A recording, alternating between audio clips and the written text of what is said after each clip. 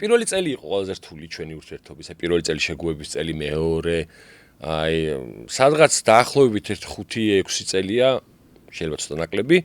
მართლა კომფორტში ვარ, მე არ ვიცი, მარინას სამსახურება არის ალბათ, ცოტა მეც ვიმუშავე. ანუ ორივემ რაღაცნაირად ვეცადეთ, რომ გვემუშავა ამ საკითხზე და არასდროს არ გაურბოდით ერთმანეთთან საუბარს. ან საუბარი ძალიან მნიშვნელოვანია?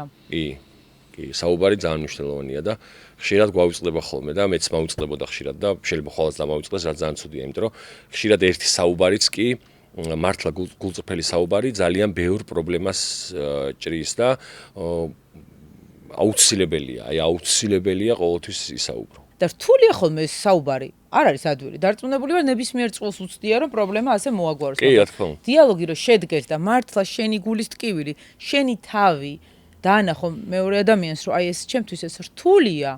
დარწმუნებული ვარ, ხა მე საქართველოში გაზრდილი დაბადებული ერთად რომ აქ ყველა მხარდამჭერი აქვე ყავს, მაშინ არის რთული და როდესაც რაღაცა მაინც ემოციურად შორს ხარ, შეიძლება შენი მშობლებისგან, ოჯახისგან, შეიძლება რაღაცები ძალიან გაგიჭირდეს რა ადამიანს. კი, არა, მაგრამ მაინც როცა საფუძველი ამ დიალოგის არის სიყვარული, დიდი სიყვარული.